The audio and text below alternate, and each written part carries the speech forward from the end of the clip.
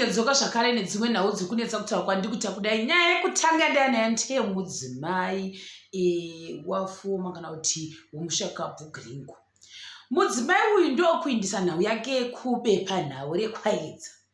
Zvikanzi vakumameki vakanyora vakati zvokwandikura nhema ndinotenda nechipo chandakasigwa nabhuti gringo, nekuti bhuti gringo pavakashayika vakanga vane pamuviri pane 3 months. Hino dambudziko rapo nderekuti havasi kukwanisa kunge vachiritira vana vavo vadoko uyezve kusanganisira mucheche iyeyu wavainayo. Ndobva vati zvakare dambudziko riripo futi nderekuti mapipi kana kuti bhuti gringo pavakashayika vakanga vaine muchato nemudzimai mukuru.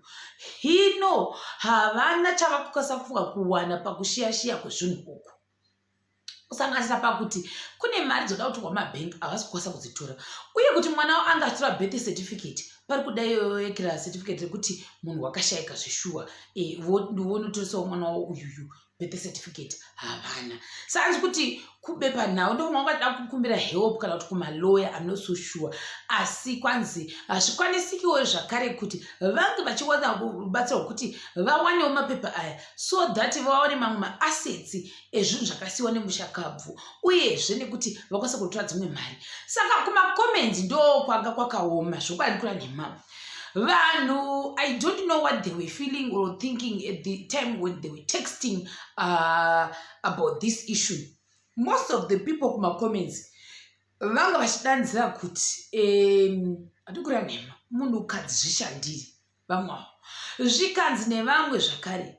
Saka iwe unotiudza here kuti zvokwadi panguva yebhuti gringo panguva asingazivi zvakanaka, why did you decide kuti unge uchibata mberi panguva iyoyo? Ndo makoments mazhinji anga ndasangana nawo. I don't know why makoments yo anga akawanda asingambeti. Vamwe vakati no, you guys you don't understand, why are you being rude to her and why are you being mean to her? You never know what happened kuti azoguma abata pamwiri. How do you know the agreement yanga iripo pakati pavo vari vaviri? Vamwe ndokutanga kutukira zvikanzi aiwa iwe mukadzi mudoko hashandisa kuti pamwe ndiwo wakauya wakatokanganisa imba yani yavahosi ukavabvisa paposition yavo yanga vari iwo ndokupinda mukati memba yewo. Vamwe ava zvikanzi namwe we support the big house ane muchato zvisingatomboiti dai vanga vatoripo taivatengera dringi nekuti haufaniri kana kuwana chuni iwo kwava uri marwei vanhu avo.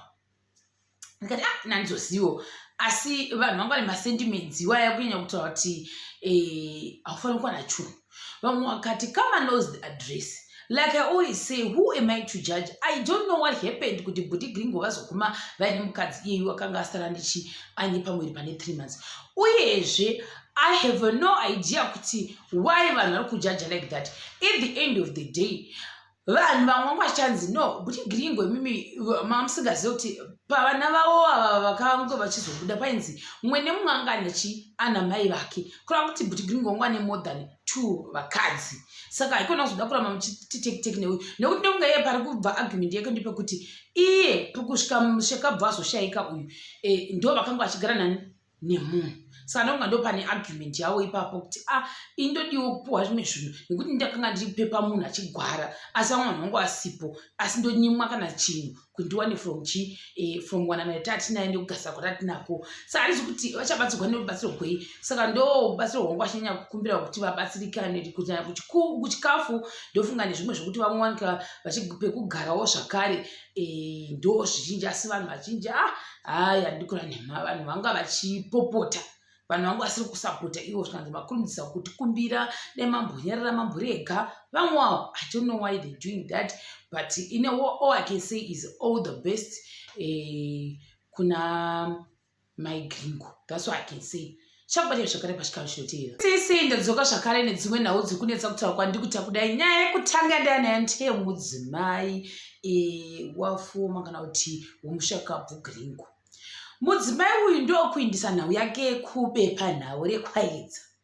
Zvikanzi vakumameki vakanyora vakati zvokwandikura nhema ndinotenda nechipo chandakasigwa nabhuti gringo, nekuti bhuti gringo pavakashayika vakanga vane pamuviri pane 3 months. Hino dambudziko rapo nderekuti havasi kukwanisa kunge vachiritira vana vavo vadoko uyezve kusanganisira mucheche iyeyu wavainayo.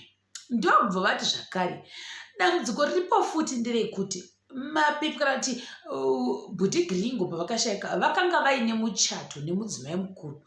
Hino havana chavakukwanisa kufunga kuwana pakushiyashiya kwezvinhu uku, kusanganisira pakuti kune mari dzoda kutorwa mabhengi havasi kukwanisa kudzitora, uye kuti mwana wavo anga achitora birth certificate pari kuda iyoyo yekira certificate rekuti munhu wakashayika zvishuwa, vonotorisawo mwana wavo uyuyu birth certificate havana. Saka hanzi kuti kubepa nhau ndo mwanga da kukumbira help kana kuti kumaloya I'm not so sure, asi kwanzi hazvikwanisikiwo zvakare kuti vange vachiwana rubatsiro rwekuti vawanewo mapepa aya so that vawane mamwe maassets ezvinhu zvakasiyiwa nemushakabvu, uyezve nekuti vakwanisa kutora dzimwe mari. Saka kumacomments ndo kwanga kwakaoma zvokwadi kura nemama vanhu. I don't know what they were feeling or thinking at the time when they were texting about this issue.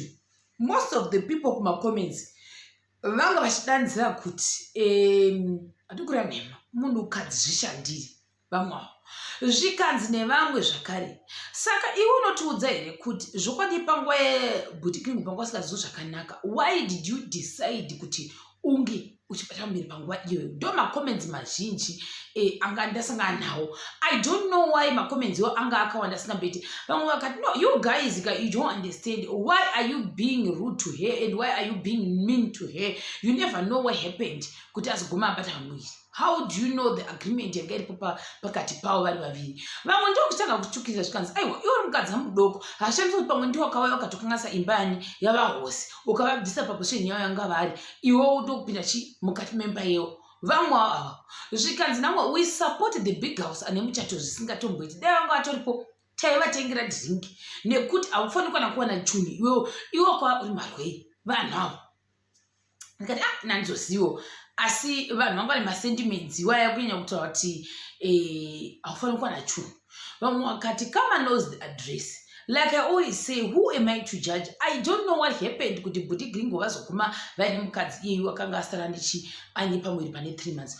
Uyezve I have no idea kuti why vanhu vari kujaja like that. At the end of the day vanhu vamwe vachanzi no bhuti gringo imimi mamusingazivi kuti pavana vavo ava vakanga vachizobuda painzi mumwe nemumwe anga ana mai vake kureva kuti bhuti gringo wanga ane more than 2 vakadzi. Saka haikona kuzoda kuramba muchitekiteki neuyu nekuti ndokunga iye pari kubva argument yake ndepekuti iye kusvika mushakabva azoshayika uyu ndo vakanga vachigara nani nemunhu. Saka ndokunga ndo pane argument yavo ipapo kuti indodiwo kupuhwa zvimwe zvinhu nekuti ndakanga ndiri pepa munhu achigwara asi vamwe vanhu vangu vasipo asi ndonyimwa kana chinhu kuti ndiwane from wanamaita atinaye ndekugasira kwatatinako. Saka handisi kuti vachabatsirwa nerubatsiro gwei. Saka ndo rubatsiro rwangu vachanyanya kukumbira kuti vabatsirikane kuchikafu ndofunga nezvimwe zvokuti vamwanika pekugarawo zvakare ndo zvizhinji asi vanhu vazhinji hai handikura nhema vanhu vanga vachipopota vanhu vangu vasiri kusapota ivo zvikanzi makurudzisa kuti kumbira nemambonyerera mamborega vamwavo. I don't know why they're doing that but all I can say is all the best kuna my gringo. That's what I can say. Chakubata zvakare pachikafu chinoteera.